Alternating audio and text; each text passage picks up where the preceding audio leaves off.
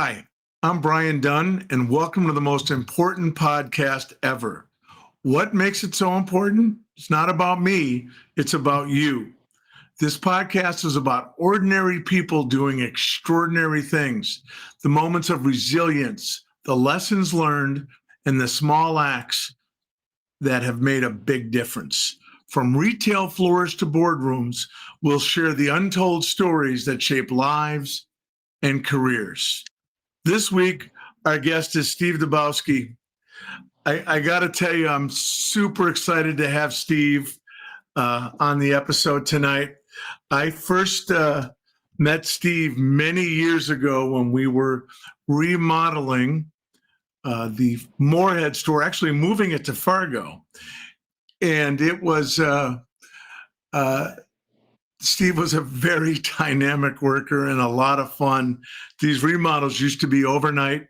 We'd close on a Sunday, and then 3 days later, the new store would open, or 2 days later in some cases.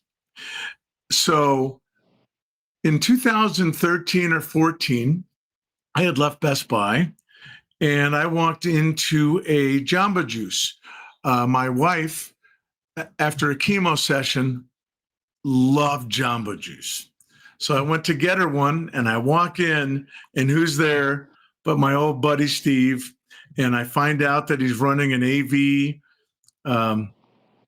AV installation business. So needless to say, he becomes my go-to guy for that. And it was just a great connection. Steve was always somebody I was very, very fond of. And one of the things that is so compelling about Steve, over the course of the time he worked with me on my AV system, and I was a lousy customer because I'd always forget all the stuff. And Steve told me about this dream he had about moving to the Caribbean and becoming a skipper of a ship. And he's going to talk about that, I'm sure, tonight.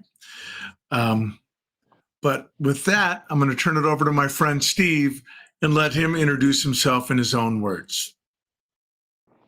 All right, thanks a lot, Brian. Yeah, my name is Steve. Grew up in Minneapolis. Like I said, started working at Best Buy in '92 as a cashier, making $5 an hour. So it was a hell of a deal. It was still commission back then. I think it was another 3 months, and then it wasn't anymore. Then we moved to the new Brooklyn Center store.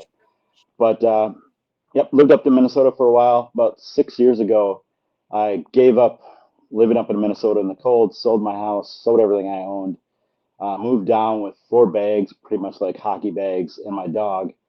Flew down to Miami to Dominican Republic, found a boat. I already bought the boat, but basically moved down to Dominican Republic, lived on the boat for 3 months there, and then on our way, took about a week to get St. Thomas, U.S. Virgin Islands, and that's where I'm at right now. We live on the boat, work at a dive shop, just got married on Brian's birthday, so thanks for sharing your birthday with me, Brian. Um, on March 1st, and then You I and had Audrey another wedding. picking that day. Sorry. Yeah, exactly. It was all good. So yeah, now just living the dream down here. Finally got to it. Some people don't do it. Some people do. I wasn't totally sure what I was doing, but so far everything's worked out great. So you must have been an experienced captain before you went down there. Not really. I grew up in Minnesota, like I said. In Boy Scouts, we went sailing. I had friends that had sailboats growing up on around Minnetonka, going out on boats. But I really didn't get serious about it until about 2 years before I moved down here. I ended up taking a sailing class in Florida for a week. So that way, if you ever want to go somewhere and rent a boat, a catamaran for a week, you have to have something to show that you can do it. So I did that. I liked it. I could live on a boat for a week at a time. And then I did some other passages or deliveries where one trip I went from Hawaii to Vancouver, British Columbia for 3 weeks, nonstop. Didn't see land for 3 weeks. That What, what was really an adventure. what's that like? It was insane. Luckily, the guy that owned the boat had a huge NAS drive, so we had. I think I rewatched Game of Thrones that season. I watched a bunch of shows because you basically have responsibilities to cook once a day, and then you're on call or at watch twice during the day. So 3 hour shift. So I had the noon to 3 shift, and then the midnight to 3 in the morning shift. And basically, you're in charge to make sure you don't hit anything, watch out for other boats, and just make sure you stay on course. But like I said, it was rough. It was 3 weeks. I was the only one out of the four that didn't get sick, so I was pretty lucky there. Then I did another trip, a 2 week trip from basically the west side of Guatemala up to Mexico by La Paz, up north there. So that was a 2 week trip. That one we saw land the whole time, so it was a little bit different. So that was a little more fun, but we only got off once. So it's just a bunch of different experiences. See if I could love living on a boat and handle being on a boat and navigating it. So I did that. And then once that was all undecided, then I was like, okay, I'm gonna sell stuff, and then just find a boat, move on down, and then figure out what was gonna go on from there. Originally, the plan was to buy a bigger catamaran and charter that, but at the time, I thought maybe I just need to learn more things, learn the system, learn the area that I'm gonna be moving to, and I wasn't even sure where I was gonna hang out or stay. But basically, once I moved from the Dominican Republic to here, I got here about a month and a half before COVID shut everything down. So I was lucky because if I was further down the islands, I would have got kicked out and come back to St. Thomas anyways. So basically, I just hung out here, learned stuff, and there wasn't much work to do because everything was closed. This is basically all tourism, so you really couldn't work anywhere. So I just hung out, took the dog to the walk, took her to the beach. So yeah, we all had a good time relaxing. And your dog was Booza, right? Yeah, Booza. Yeah, because the original dog, Lodi, she was in the Retail Weekly. She gave the tech tips for the car install when I was the trainer for there. So That's yeah. so awesome. That's so awesome. So how did Booza take to living on a boat? She liked it more than I thought. The other two beagles I had Lodi and then Gelato and then Booza. They're all named after ice cream in different languages. I try to give up ice cream, so I figure if I keep a dog around named ice cream, I still Right, have ice cream nearby. So, right. but yeah, Boozer loved it too much. She would just jump into the water, swim to shore, and then go hunt and bark. And people were like, "Hey, I think Boozer's on shore." I go, "Yep." They're like, "You want to go get her?" I go, "If I could, I would, but she won't come back to me." And she wouldn't swim back. There was days where it would be 3 days. She would be on the beach. You could hear her running around. The Ritz Carlton's right by my house. They would call me. They're like, "Hey, Steve, your dog's here. Some old guys feed him French fries. So can you come get her?" I was like, "Yeah, I'll be there soon." That's crazy. Was there a moment where you were like, this is actually happening? I'm gonna do this. Yeah, I think after I sold the house, I didn't think my house was going to sell as fast as it did. It sold, because once I sold the house, it was another year and a half before I actually moved down here. Because I didn't think I would sell it that fast. And then I was like, I don't even have a boat to live on yet. So it took a while to find the right boat and a couple trips to go look at boats and find that out. And then people were like, well, what are you going to do? What are you going to do? I was like, I don't know. We're going to play by ear, see what happens. Um, Give it 2 years. If I don't like it, I'll come back. But yeah, I loved it. And then, like I said, once COVID started opening things back up, or when it was done and we started opening things back up, I started working at a Paradise Yacht Management. They manage about 30 to 35 catamarans down here. So I started working with them, learning how to do boat maintenance on those boats, and then we got to drive them a little bit. And then the real money, not real money, but the better job is in being a captain. So I Right. became a captain, and that's where I actually met Audrey, my wife now. We were both in captain's class. So we met in class, and then the rest is history as far as that goes. But basically, I got my captain's license, and then now I work at a dive shop here. But we also sometimes, last year we went on about 3 trips. We rented a catamarans, and for friends and family, we'll go out. So if anybody wants to come down to the Caribbean and go out on a boat, let me know. I do Come for on sure. down. We're gonna make that happen. And you should we'll link that. Send me a link and we'll link that with the episode because I know there's Okay. people that want to say it with you. Are you a dive instructor? I am a dive master. Audrey, my wife, is a dive instructor. So if you heard the two names, you would think master is above instructor, but it's not. I can only take you out if you're already certified and dive. As Audrey's an instructor, she can actually teach you to dive and then take you out and dive. I mainly drive the boat most of the time, but when they need somebody to fill in, I'll do it. But on my days off, I go diving. I go catch lobster, lionfish, and bring them back, and the guys next door at the restaurant will pick them up for me. Tell us some of the cool stuff you guys have seen when you're diving. Down here in St. Thomas, we have two types of sharks pretty much. We have nurse sharks and reef sharks. Every once in a while, hammerhead will come by. Spotted eagle rays, we have regular rays, tarpon, Goliath groupers, you see them every once in a while. Tons of eels. So it's a pretty good place to go diving. St. Thomas isn't really known for diving, but it's a great place. And the visibility is great. And then we have a couple of trips we've gone through the last years.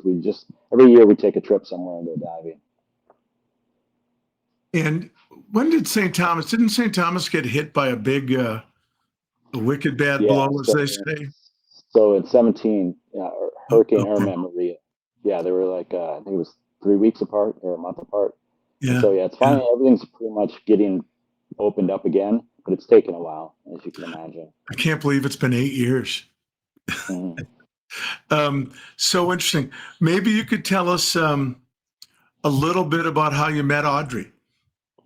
You mentioned you were. Yeah. So we're in captain's class, and it was a pretty good story. We're in captain's class, and it was the last time they did, because it was getting right over COVID, so it was online still. So it wasn't Zoom, but it was something like Zoom. She was the only female person in the class. And I actually saw that earlier that day. We all had to go in to the captain's school that's here in Red Hook at the east end of St. Thomas, where I live. And we had to go in and get our little books for our charts and navigation stuff. And I saw her walk in and walk out. I was like, oh, I've never seen her before. She's new. And then she ended up being in the class. And then, like, halfway through the class, we have to do our first aid and CPR to be captains. And she can offer that class as part of her certification as an instructor. She can teach that class. So I was like, oh, maybe she could teach our class. So I was trying to find my in. And then she's like, yeah, we can teach you. But then she started hanging out with this other guy who had a boat, and he invited her to go sailing. And I was like, oh, missed my chance. But nope, just kept after it, persistence. And then one night we had some friends in town. I was like, hey, do you want to go have dinner with us? I was just some friends. She's like, okay. And then I show up. She's like, this is a double date, isn't it? I was like, no, it's just friends hanging out. So It was totally a double date. yeah. That's awesome. And then when did you get married? So we just got married March 1st down here in St. Thomas. And then she had lived in Amsterdam for 15 years for her graduate school and whatnot. So she had tons of friends over in Europe. So we ended up going May 1st. We had another reception, and we went on a canal ride in the canals there in Amsterdam, and had another reception there for all of her friends there. So That's so cool. Are you two often on the same boat working? yeah, we were just today on the boat. Yep. In the morning we had 6 people. So she was the dive instructor on the boat, and I was the captain. And how does your relationship thrive working together like that? Is it good? It's pretty good, except she's on the boat. She's like, I want to be captain. I was like, well, you got to get scheduled as the captain then. And so she finally started driving the boat more than she has in the past, because I was like, give her time driving. I can take a day off. And she is enjoys it. That's the job, driving is that what everybody wants to do? Yeah, almost everybody down here. Sooner or later, you move up. You start as crew, like even on other day boats that go snorkeling or drinking out on the boat. You start as crew, and then you work your way up to captain. And then there's more opportunities to get paid better. And how have you found, how long did you date before you were married? I think we were together almost 3 years. Okay. And so we've traveled a bunch. Yeah. Go ahead. I'm sorry. I was gonna say, like, one year we took for our birthdays 2 years ago. We ended up going for 2 months. We left St. Thomas for 8 months, and we took the boat down to St. Martin. It was about 100 miles away, and we worked at a dive shop there. But we told them, like, yeah, we'll come work for you, but we need to be gone the month of May and June. We already have plans. We're going to Honduras, Belize, Nicaragua, Costa Rica, diving in all 4 of those countries, and we'll be back. And they're like, okay. We figured they were like to say no. They're like, no. But yeah, we did that. So yeah, we've traveled a lot. We enjoy traveling and just hanging out and cooking. And That is so cool. And I'm sure you got to know each other real well in those close quarters. yeah. How do you find your average person that's on the boat that takes you guys out? Are they day trips? Yeah. So we basically do day trips, 2 a day. So we go in the morning, we leave by 8:30, go 2 dives, and then we come back, change the boat over, and then go out by 1 o'clock, and then we come back, and again 2 in the afternoon. How big are the groups? On our boat, we do small boats. So the maximum we have on board the boat is 11 divers with 2 guides. Usually it's 8. The limit is 8 guides per diver. That's just the guidelines that we do. Some other dive shops do 6, some do 10. It just varies on the dive shop. That's a huge responsibility having that many people in the water, isn't it? Yeah, they call me. I'm a little strict. I go by Safety Steve. I give my whole briefing in the morning. And some people, if you read our TripAdvisor reviews, are like, "That's the best safety briefing I've ever heard before." And I was like, I don't want anybody to get hurt. I'm responsible Right, for you. So just right. all you have to do is follow my basic stuff, and then we're good to go. Do people typically behave pretty well out on your boat? Yeah, yep. We don't. There's no drinking on the boat. Some dive shops will offer drinking, like the one we worked at previously here, and then the one down in St. Martin. Once you're done diving, they'll bring it out. But we just Yeah. give the basics: water, some fruit for in between dives, and we pretty much have pretty good divers that come onto our boat. We've been around. This dive shop's been around, I think, for like 15, 20 years. We've been here about for 2 years now, so we're well known, and it's a safe boat. It's a big boat, so. When you and Audrey dive for um, your entertainment, your pleasure, is it still super exciting for you, or do you just get used to it? Yeah, and it's very exciting because you're always looking for new stuff. And like I said, a lot of times I'll go hunting on my days off, just so that way it's even something new. And then we found some new dive sites. So like we have this new favorite dive site out by French Cap, is an island about 7 miles on the south side of the island. Um, and we only take advanced divers there. It's a little more deeper, and there's always reef sharks there. I call it Steve's Bonanza because I was like, I need a dive site named after myself. So Absolutely. yeah, it's one of the favorite dive sites right now. And the other day I pulled out. We went there for my birthday for the first dive, and the second dive we tried going somewhere else. And that day Audrey was actually the captain, and I was like, Audrey, I want to go here. And we got there. She's like, Nope, it's not safe. It's too rough. You guys have never dove here. It's in the middle of the channel. I was like, Okay, captain, fine. So we went to another place and we dove near Buck Island. And at Buck Island, it's a little deeper. It's probably about 70, 80 feet, and we were in the dive site for about 3 minutes, and I saw a tiny, he was probably about that big, a tiny little reef shark. And all of a sudden I looked down and I looked back up and I saw the biggest reef shark I've ever been down here. It was probably at least 8 feet, and then it was huge. I'm guessing it was pregnant. And then within like 5 minutes after that, I found a 12-pound lobster. So I pulled that thing up, and that fed us for like 3 days. 12-pound lot. How did it taste? It was good. They say the big ones don't taste that good, but the guy that I have, he knows how to cook them. So Wow. Do you ever just sit back in amazement and think, here I am? I did yeah, sometimes this. I'll go home at the end of the day. We're just sitting out in the boat in the bay, and you just look at the scenery. We look over at St. John the way our boat points most of the time. And in the sunsets, you got to look the opposite way. But it's just amazing. You sit there and relax. You're like, how am I doing this? What did I do right to deserve this? And it's just like, you just got to take the risk, do what you want to do, and just don't hold back. Just go for it. The crew here in the room, the studio, thinks we really need to do a live event from your venue. So Yeah, taking the come on show. down. Um, do you and Audrey have a place where you post dive videos or pictures or things that people can check it out? Yeah, I don't post that much, but Audrey does. She has on Instagram, if you go to Instagram, Scuba Sykes, so Scuba Sykes, Scuba Sykes. That's her last name. She obviously didn't take Dobovsky because it's too hard to spell, so I told her to keep the name too. I but always but Scuba have to Sykes ask on you how to Instagram, spell it. Yeah. she'll post up all the videos from all the travels we've gone to, and then all the trips we go to. She keeps posting it and updates. She does it maybe once or twice a week with all the new footage. So if you'll send me the link, we will link it to this episode so people can check out and see what you're Okay, talking great. about. Sounds really cool. I know Audrey works with an artist as well, Max Yeah, she's Zorn. only like a part-time dive instructor captain. Her full-time gig is working for Max Zorn. She is his manager, and it's hard to explain. You would just have to go look at it. He does tape art, so it's basically 3M tape, the brown tape, and he started using the blue, the reds, the greens, but basically he does flips around a piece of clear plexi, cuts tape with a sharp knife, layers it to make patterns and art. You just got to go look at it. It's maxzorn.com, but we'll link that too. But yeah, it's incredible, and they have a huge art fair in Miami every year called Art Basel that they do, and they do most of their business through that art festival every year. We will link it for sure. After we spoke about it, I went and looked at it.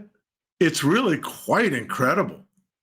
Yeah, I've seen him make it live, and I have no clue how he can, because he does it one way, then he flips it around for the front view. So it's like I can barely draw straight lines and circles, and he's Yeah, doing it with tape and all this other stuff. you're way ahead of me. And I wondered when I was looking at it, how do you get your start in that? I mean, Yeah. I'm going to take this tape and I'm going to work it out. Um, so, one of the things that I admire so much about you, everybody has their big dream. I'm going to go do this. I'm going to go do that. And so, oftentimes, for very good reasons, they don't happen. And you have made yours happen. And I remember sitting in the study at my house talking to you about it. And I could just see in your eyes, you're doing this, we're launching. And I just wonder, as you look back on it now, do you wish you had done it sooner? Do you think you did it at the right time? Do Yeah, you I like think as you yeah. thought you would? Yeah, I think I probably did it right around the right time. Like I said, um, I had worked at Best Buy for a while, and then I worked at that small home audio video installation company, and I was just burned out, and I was just like, right now is the time. It's like go enjoy life. It's like why work and then go live. It's like live and work a little bit. It's like I think I was watching Mike's podcast yesterday, Mike Voss, and he was like, simple, keep things simple. It's like, yeah, I live a simple life. Some can say it's not simple. I live on a boat, I do this, I do that, but all I do is I go enjoy. It's like someone asked me, they're like the other day, they're like, "Do you have to work?" I go, I call it somewhat retirement because I don't work that hard. I just make sure everybody's safe. I get you from point A to point B, and everybody has a great time. But yeah, I think I did it at the right time. Probably would have been better if COVID didn't happen right then, but it worked well that way. I got to figure out more stuff. I got to start learning how to fix boats, repair boats, drive them a little bit more. So everything somehow has just fallen into line on timing wise. So How old were you when you went? I think I left. I'm 52 now, so at 48, I think I've been here a little over 5 years. So I started at like when I was 46. That's when I started selling everything. And then yeah, like I said, it took me a year and a half to finally get the boat and move down here and go for Selling it. everything makes it real, I bet. Oh yeah. All of a sudden, when I moved out of my house, I had sold my car already, so I was in my work van, and I had everything I owned just in this work van and my dog, and I was like, okay, what do I do now? I was like, I gotta find a boat. Oh, that's crazy. When you come back and visit, when you come home to Minnesota, um, do you miss the sea? Are you anxious? Not really. I still love Minnesota. I've even gone up there once or twice in the cold, and I can't take it as much as I used to, but it's still nice. And yeah, the weather, like here, we don't have that much change in weather. It's the same almost throughout the whole year. Um, but yeah, up there, I just like being by water. So even if I'm on the lakes, I'm good. I won't scuba dive You, there because it's too cold and there's no you need to come visibility. up But to Alexandria next time you come up. oh, I'll, we'll go back I'll, out on your pontoon. You still got the pontoon boat? dude, it's a tri-tune. It's a tri-tune. Oh, it's pontoon. Sorry. You can be 300 the captain. I'll just relax. Yeah. And I got rules out there, man. I got Oh, rules. there you go. Although you can have a cocktail when you're out there. I do allow that. Perfect. Yeah. Um, yeah, I'd love to show you that without you mocking me too much. Yeah. Um, I'm curious about what's next in this career for you. Yeah. Is So what there a, we're probably looking at. What's that? is there a next? Is there something you're you're aiming towards? Yeah, so what we want to try to do is a live aboard diving on a catamaran. So you maybe only have four people on a boat and you go out for a week diving. That's what we're looking at to do in the next year or two. The last couple of years, we've gone out with friends and family, like I said, on catamarans and taken them out because we both have our 100-ton license, so we can rent pretty much up to a 66-foot cat or so um, and take that out. Or every once in a while, we have access to a friend's catamaran that we rented from him. So How it's many nice. You people get can you handle? like on a 45-foot cat, it sleeps eight.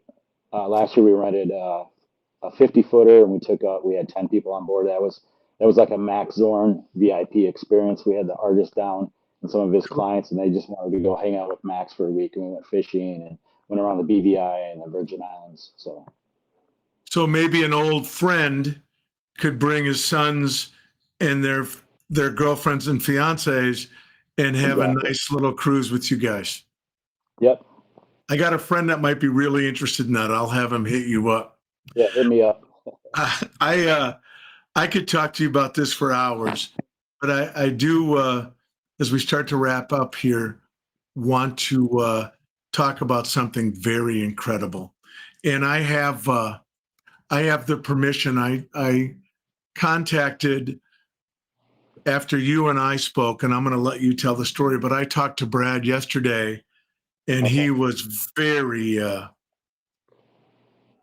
overwhelmed and was thrilled to have you talk about it here on the podcast. So maybe you'd like to share what you're doing. Yeah, so last year about this time, I think it was in July, Brad, our friend that I worked with at Apple Valley when I was installing car stereos, while I was going to St. Olaf, one of the better schools in Minnesota, as we know, a little Yes. above St. Thomas, maybe. Oh man. Oh, not in basketball, brother. I know, I know. So, anyways, yeah. So we worked at Apple Valley together, Brad Weinrich and I. He was in the car audio selling, and I was in the back slamming him in the trunks, as we used to call ourselves, trunk slammers, anyways. Yeah. Oh But yeah. last year he posted up that he needs a kidney, and I was like, okay. And I didn't put much to it. I had for a month or two, and then all of a sudden he posted up again. So I sent him a message. I go, hey, you still looking for a kidney? He's like, yeah. I was like, well, let me look into it. I go, if I can help out, I'll help out. It's like I grew up, and you're like, if you can help, you help. I don't have a lot of money, but I can give. I guess I'm going to give a kidney. So it took a while, and then I ended up having to go to the Mayo Clinic. From here, I've gone up there twice for testing. They did like an executive test physical that I was up there for 3 days, and I had to go 2 months later to get some more tests done.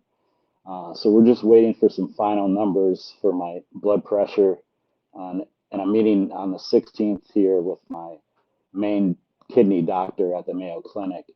So hopefully soon, Brad and I will be changing parts, I guess. I don't know how you want to say it, but give him something so he can continue living and take care of the family. Yeah.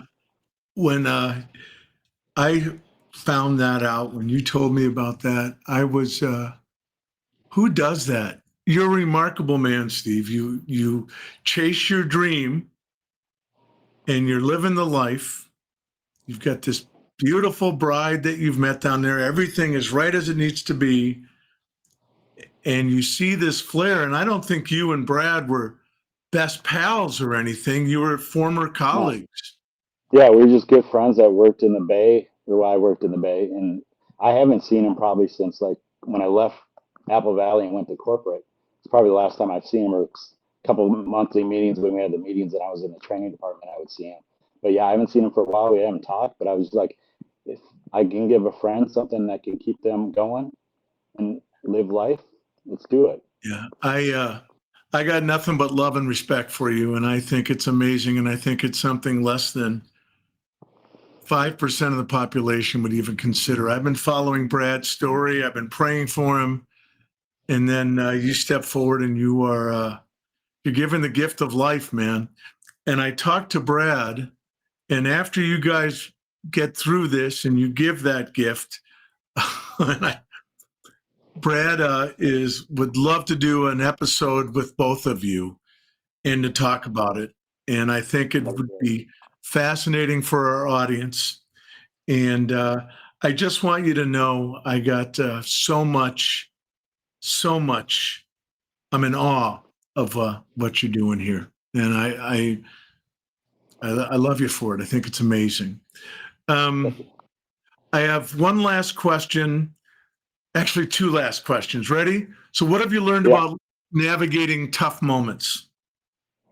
Go slow and just make sure you can see what's going on. If you act too fast, you probably made a mistake. It's like the special forces say, fast is slow and slow is fast. Yeah, exactly. Very cool. All right. And this is a really important question. What is your go-to sailing yacht rock song? I like the one, I can't sing it. It's the one where I'm on a boat. You know which one I'm talking about? I don't, No. but Oh, it's the Adam I need. Sandberg, I think, the guy that was on SNL. He's like, I'm on a goddamn beep beep boat. You know that one? Maybe Yeah, I'll send it. We'll link it. let's link it. We'll link that for you. We are a And full I'm not a service singer, so podcast, folks. yeah, We are yeah. full service. Hey, I am so grateful that you were on. I love you, man, and I can't wait to see you.